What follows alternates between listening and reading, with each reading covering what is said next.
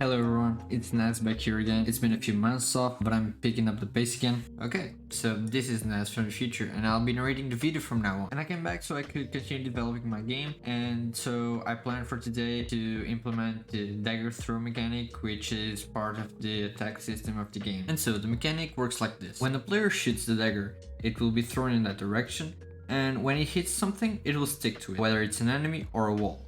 But if it's an enemy, it will stay on the enemy until he's dead, and then you can pick him up. But if it's a wall, then it will stick there for a few seconds and then return to you, dealing damage on the way.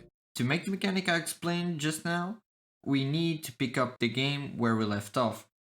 And then this happened. I was just testing it before swapping the scene, but something seems off and I'm not really sure what it might be. Okay, so now let's transition to Visual Studio. Now is when the debugging starts, and this went for a long time. Not sending it off, I'm not sure why that is happening in the game. Did I save the script? Yes, I did. Why is it not happening? Until I knew what it was, and I fixed it. Now, all it was left was for me to start implementing the mechanic, which should be the easy part, right? And play game. As I press, it simply falls and it's not making a lot of sense. I'm not sure why. By this time I was already getting tired and I needed some rest, so I decided to stop the stream and take a day off. I studied during that day, and then I continued the next stream to develop the mechanic and implemented some new things, and things went better. But I guess we'll need to leave that for another time.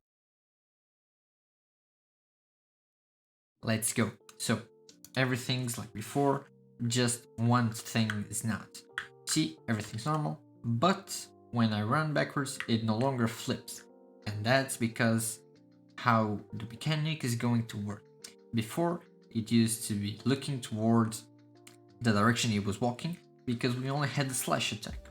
But now, since we want the mechanic to throw the dagger in the direction that we have the mouse, it's important to the character to follow the mouse, because if we are looking backwards with the mouse, aiming backwards, and the dagger is going to be thrown backwards, and the player is facing forward, it doesn't make a lot of sense, does it? Yeah, I thought so as well. So, what do we need to do?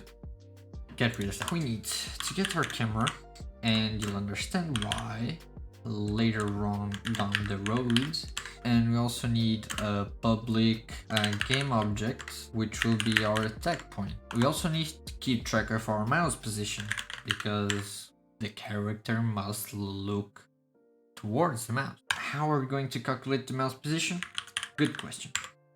Mouse position will be equal to the cam, and we'll get from the input our mouse position, because our mouse is an input device. How are we going to do this? We need to know the vector that tells the attack point where to look to. And now we have the vector. We need to rotate. This might be a complicated formula, but you don't need to understand it. Neither do I. Now, we need to flip the player towards the mouse, right? How we do that? Simple. The last thing is to make the attack point a transform dot, maybe local Euler angle. See, it rotates around itself, and that's not what we want. But the positive side is that the player faces the correct side depending on the mouse. If we look here on the game screen, see? Okay, at least one thing's working, but now this isn't. To fix it, I spent, let's see, too much time, but there's a simple solution, which is even worse, I guess, which is just to make an empty parent, to make as a pivot point. This point goes here, and then here you simply make the pivot, the attack point, and now it will rotate around the center of his chest.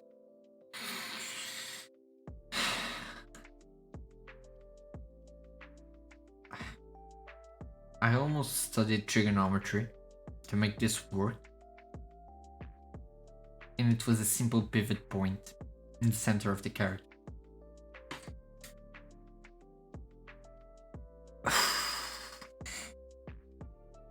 Awesome, so we were able to get through that tough part, and now we're all set.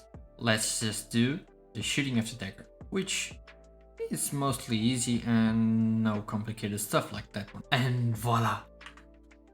And then, after this, we simply made the daggers destroy themselves if they were too far away, and limited the quantity to 3 daggers. So, this was the ending of the first part of developing this mechanic. If you like it and enjoyed, please leave a like and subscribe, and we'll be here next week for another part of this series.